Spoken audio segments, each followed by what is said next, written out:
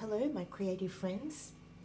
Today I'm just going to show you quickly how I clean a canvas, and the reason that I'm cleaning the canvas is that it's become apparent this has got a bit of silicone on it. I went to do some resin pouring and you can see how the crates have pushed where the oil residual was still on the canvas.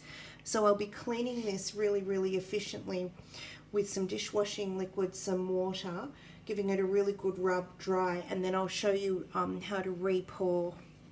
This is particularly on request for Kevin in the United Kingdoms. Yay! Alright, so just get my dishwashing liquid, and the reason I want to just show you how I do it is because I don't want you to be scared of your canvas.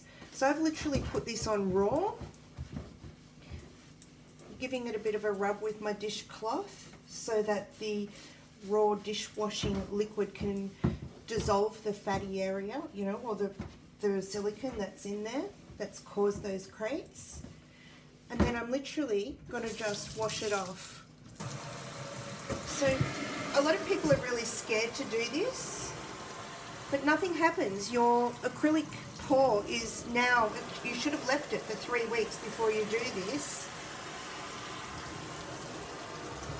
See that? Can you see the steam coming off? It's because I'm using hot water. That just helps melt any of the fats, or, you know, in this case oil, silicone oil, away. And this will be ready to pour once it's dried. To help it along with the drying, just give it a quick rub with your paper towel or a tea towel, whatever you prefer to use. Check that there's no dust or residual coming up.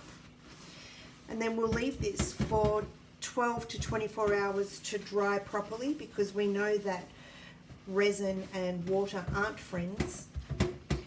And if you're in a hurry and you want to get onto the pouring your flood coat of resin, just use your heat gun or a hairdryer to help speed that along. And you can see that, you know, the pressure that I'm using is the same, you know, probably even a little bit more than what I would do to wash my face.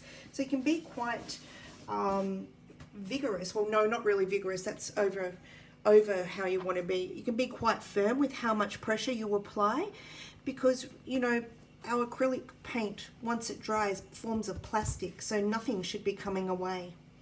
So that's our first part done, and I'll leave this now till tomorrow to dry off completely, because it has come through to the back a little bit. I can feel a little bit of dampness there. Don't really know how it goes through all of that plastic, but you know, there's all of the